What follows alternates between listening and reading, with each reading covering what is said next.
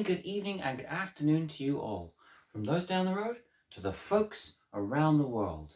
Welcome back to another video talking about the city of Darwin, sometimes called the Top End. This Northern Territory city was founded in 1869 on what the native Larrakia people call Garamila. And despite having a rich and varied history, it is rather lesser known than some of its more famous counterparts like Sydney, Adelaide or Brisbane. The Larrakia people have lived in this local area for well over 50,000 years, and it is considered one of the oldest continuous cultures in the world, despite being negatively impacted by European settlement in the last 100 or 200 years. That being said, the Dutch, the British, the Greeks, the Chinese, and even the Moccasin people of Southeast Asia have had great influence and contributed a great deal to what we now call the city of Darwin, and it's worthy of discussion. So let's talk about it in this video. The first great contributions made by Europeans to this local area were the Dutch in the 17th century, who made a number of explorations to the northern coastlines of Australia. Some of the earliest maps were made by the Dutch, although it was rather incomplete. They named this new continent New Holland, and they named the surrounding area, which included Darwin, the Kimberleys to the west, and Arnhem Land to the east, as Van Diemen's Land, after the Dutch East India Company governor at that time. This should not, however, be confused with the island of Tasmania, which for a long time went by the name of Van Diemen's Land.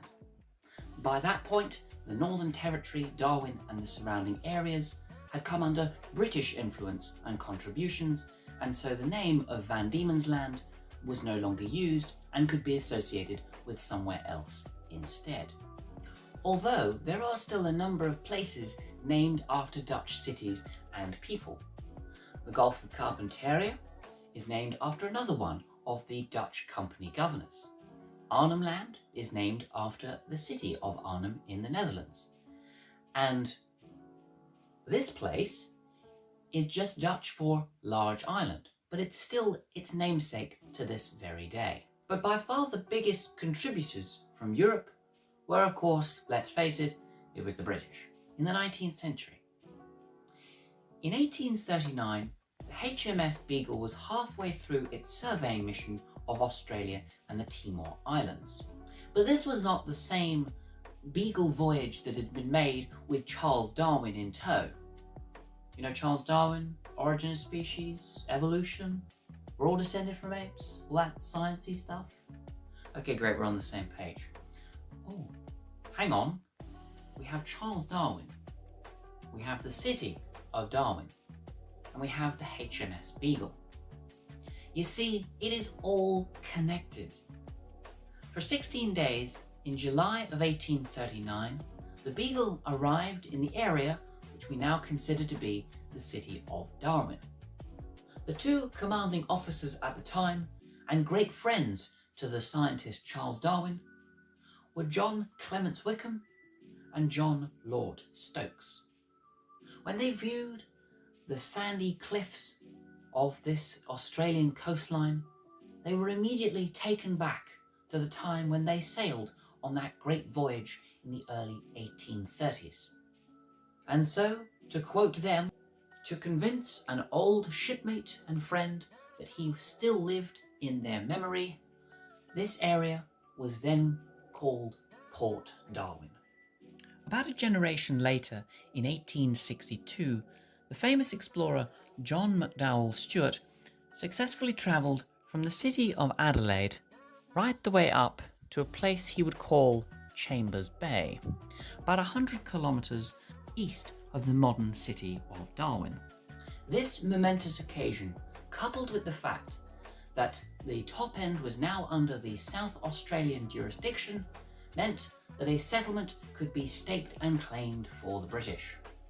In 1864, an area known as Escape Cliffs, located on the mouth of the Adelaide River, right about here, was established and called Palmerston. This was supposed to serve as a main port and an agricultural hub to this top-end region. But within a year, it was quickly established that the Palmerston settlement and its location was unsuitable for agriculture and its port proficiency. A quick survey was made of the Port Darwin area, nearby, about 100 kilometres away, and was discovered to be a much more suitable site with a large port area from which to land on. By 1867, the settlement of Palmerston was abandoned, and in 1869 is the beginnings of the City of Darwin story. This is Goyder Park. This is the site roughly where in 1869 the Surveyor General of South Australia, George Goyder, and his 138-man team set up camp in order to create this new settlement on the Darwin waterfront. Across from Goyder Park, and sitting underneath this heavily forested hill, which now the governor's house sits atop, is this giant anchor. Now this giant anchor belonged to the SS Munter, which transported Surveyor General George Goyder and his 138 surveying team to the port of Darwin. This plaque was unveiled in 1969, 100 years after this momentous occasion and the founding of this final settlement. The Munter took 7 weeks to reach the port of Darwin from the port of Adelaide, and over the next 7 months, George Goyder wasted no time in his energetic and enthusiastic character to map out the floor plan for this new settlement. In the first month, Goyder tried to assign where everyone was going to sleep, where everyone was going to eat, and where everyone was going to drink. Goyder would survey an area just up the hill from his encampment by the waterfront. He would then draw up a street map and naming each of these streets after members of his own surveying team. Now this street map still exists to this day in the city of Darwin and now comprises of the central business district. Goyder would assign 13 men, including surgeon Dr. Robert Peel, to find a clean, fresh water source for this new settlement.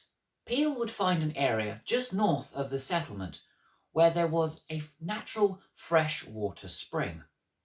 This would be henceforth known as the Doctor's Gully, named after Dr. Peel himself. And although in these images the water seems like a mere trickle, this was the water source that supplied the city of Darwin for many years to come.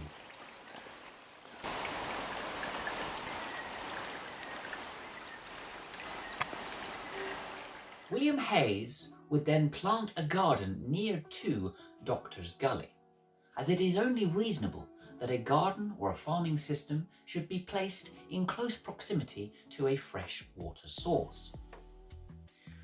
But if you know anything about anything to do with growing plants, whether that be an allotment or your back garden, or even a pot plant on your windowsill, you'll know that things don't tend to grow instantaneously. The surveying team had to wait at least 8 months before any of the crops could be consumed. In the meantime, the surveying team had to make do with the barely adequate rations that had been provided with them on the SS Munter. Now, thankfully, a supply ship came through in late March of 1869, but even this wouldn't go far enough to sustain the population in this early phase of development. But what was probably a vital lifeline from the woes of isolation were the interactions with the Larrakia people. Now, George Goyder had always been very suspicious of the Larrakia since day one when they arrived.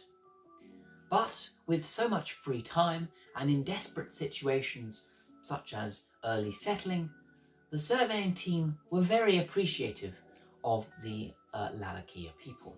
In exchange for local knowledge and perhaps a little bit of labour, the Larrakia received food and supplies from their brand new neighbours. Things were going well between the two neighbours until about 4 months in. Now, there were 2 surveying members who were out about 40 miles away near to the Adelaide River. Now, the circumstances of the interaction are unclear, but what did happen was the Larakia speared to death these two surveying team members. Now, this cut ties altogether between the two parties, between these two neighbours, and it was a good year before they came together once again. Were George Goyder's suspicions realised, or was this a mere accident and a mere series of unfortunate events? Finally, by the summer months, the winter months because it's a different part of the world, but by the summer months of 1869, George Goyder believed that his job was done. The streets had been laid out, the food was in growth, and the water had been acquired. All that was left was to create a legislative government to run things in this new settlement. In the December of 1869, 6 police troopers were given the powers to run the settlement as a form of government. But it wasn't until the June of 1870 that a proper, fully fledged legislative government was actually set up, built with an administrative office to run things from. Between the egoed success of summer 1869 and the proper legislative beginnings of June 1870, George Goyder and his surveying team slowly left and departed Darwin back to Adelaide, back to their wives, with stories to tell. And so the settlement of Palmerston was left to its own devices. But wasn't this the Darwin influences video, not Palmerston? That was somewhere else, that was something completely different. Well, yes it was, they just decided to name a different place the same name. And it wasn't named Darwin until 1911. So there. I actually don't have an outro for this video, so I suppose just, see you next week for another video on the influences of Darwin.